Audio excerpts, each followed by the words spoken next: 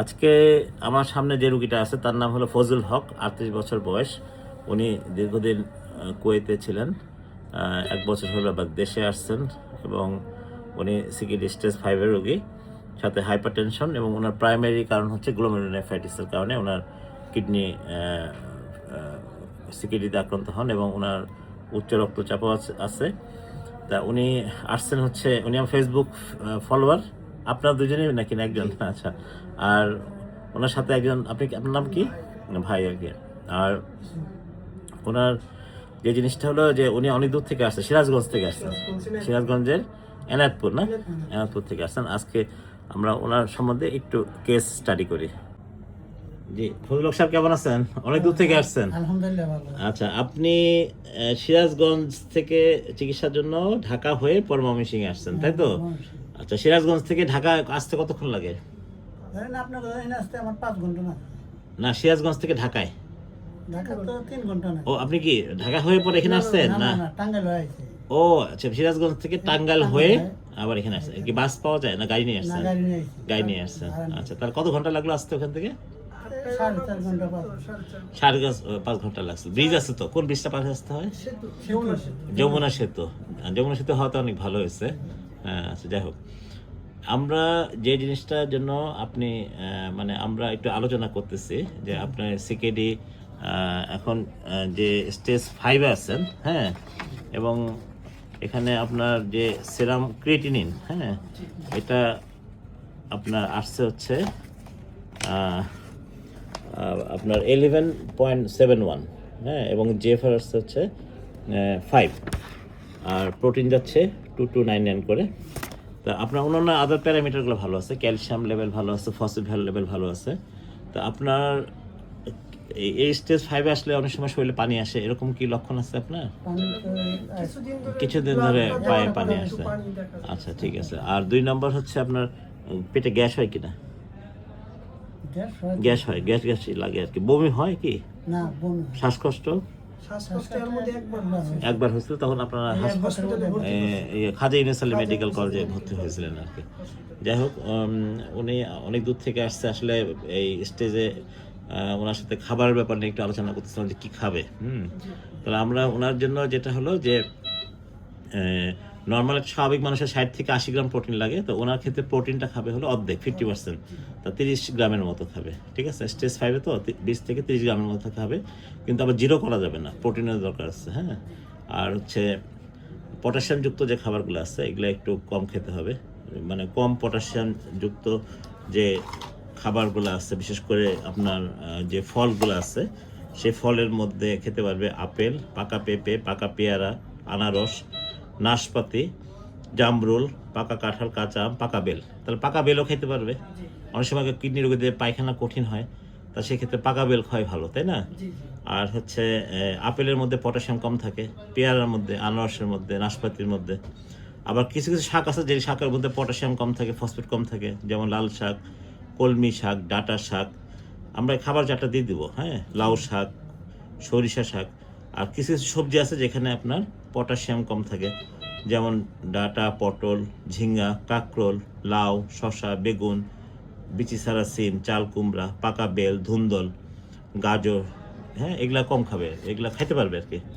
আর যেগুলো খাবার, যেগুলো সবজির মধ্যে আপনার পটাশিয়াম বেশি থাকে, ওই সবজিগুলা যদি খাইতে ইচ্ছা করে তাহলে বেশি পানির মধ্যে 2.5 ঘন্টা ভিজায় রেখে পানি চিপে ফেলে দিয়ে সেগুলো খেতে পারবে 2 ঘন্টা পরে। হ্যাঁ, আবার বেশি ঝোল দিয়ে রান্না করবে তাহলে খেতে পারবে। আর বেশি পটাশিয়ামযুক্ত সবজিগুলো কম খাওয়াই ভালো, যেমন আলু, কাঁচা কলা, কাঁচা পেঁপে, ডাঁটা শাক, ননে শাক, পুঁই শাক, হ্যাঁ, কলার মোচা, টমেটো, করলা, এগুলোর মধ্যে বেশি পটাশিয়াম থাকে। আচ্ছা, তারপরে আরেকটা হলো যে জিনিসটা খেয়াল করতে হবে যে কিশমিশ, খেজুর, নারিকেল, এগুলোর মধ্যে প্রচুর ইয়ে থাকে আর কি, ফসফেট থাকে, পটাশিয়াম থাকে। আর আপনারা তো জানেন যে কামরাঙ্গা তো খুবই নিষেধ। হ্যাঁ, কামরাঙ্গা কিডনি রোগীদের একদম নিষেধ, সাধারণ মানুষের জন্য কামরাঙ্গা নিষেধ। হ্যাঁ, কামরাঙ্গা খাওয়ার হিস্ট্রি আছে নাকি? কামরাঙ্গা খাওয়ার কারণটা কি আপনার? কেন খাইছিলেন? এমনি কয় টুকরা খাইছিলেন? দেখছেন অবস্থা? তখনই রোগটা বেড়ে গেছিল, বেড়ে গেল। হ্যাঁ, কামরাঙ্গা কিন্তু খুবই একদম নিষেধ। কামরাঙ্গার মধ্যে একটা ক্রামবেলা টক্সিন থাকে, যেটা হলো কিডনি টিবিউলে গিয়ে ব্লক করে হ্যাঁ, অ্যাকুট কিডনি ইনজুরিও করতে পারে। আমার লাইফের মধ্যে আমি 4-5টা রোগী কামরাঙ্গা ফল খাওয়ায় কিডনি ডায়ালিসিস পর্যন্ত দিতে বাধ্য হয়েছে। আমার আমার এরকম অনেকগুলো পেশেন্ট। হ্যাঁ হ্যাঁ, আমি একটা পাবলিশও করছি, আর্টিকেল জার্নালে পাবলিশও করছি। তাদের মধ্যে একটা রোগী সম্পূর্ণ কিডনি ভালো হয়ে গেছে, আর 2টা রোগী সিকেডি হয়ে গেছে কামরাঙ্গা খাওয়ার জন্য। আচ্ছা, তারপরে যে বিশেষ করে আমার দেখবেন যে আজকাল এনার্জি ড্রিঙ্কস পাওয়া যায়, হ্যাঁ, স্পিড, হাবিজ, এগুলো খুব ডেঞ্জারাস, এগুলো খাওয়াবেন না। তারপরে হরলিক্স, 7 আপ দরকার নেই, হ্যাঁ, ঠিক আছে। তারপর কোক, 7 আপ, চিপস, এগুলো তো বাচ্চারা বেশি খায়, কিন্তু এগুলো খারাপ। শুটকি মাছ একদম নিষেধ, হ্যাঁ। পনির জাতীয় খাবার খাবে না, ডাল, বাদাম, হাঁসের ডিম, কফি, এগুলো কিচ্ছু খাওয়া যাবে না, ঠিক আছে। আর গরু, মহিষ, মানুষের বলতে পারবে সবই তো নিষেধ, আসলে তা না। যেগুলো খাইতে পারবে, মুরগির মাংস, বিভিন্ন ধরনের মাছ, কুসুম ছাড়া ডিম, লাল শাক, কলমি শাক, মিষ্টি কুমড়া, ডাঁটা, করলা, ঝিঙ্গা, কাঁকরোল, লাউ, শসা, বেগুন, বিচি ছাড়া সিম, এগুলো খাইতে পারবে। আপেল, পাকা পেঁপে, পাকা পেয়ারা, নাশপাতি, এগুলো খাইতে পারবে।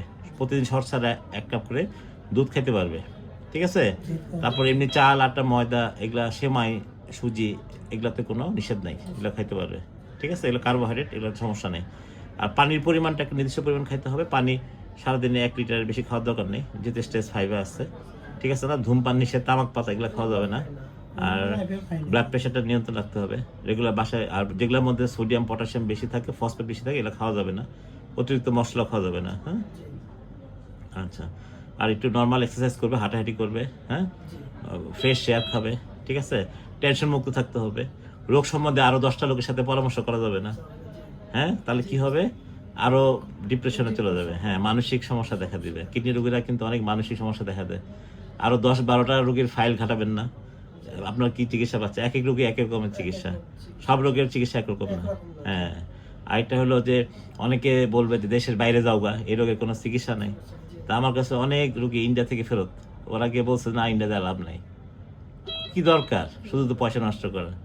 আপনার ধারের কাছে যে নেফ্রোলজিস্ট আছে, কিডনি বিশেষজ্ঞ, তারে দেখান না। আমার কথা বুঝেন নাই? এই ধরনের কিন্তু উল্টা পাল্টা ইনফরমেশন দেয়।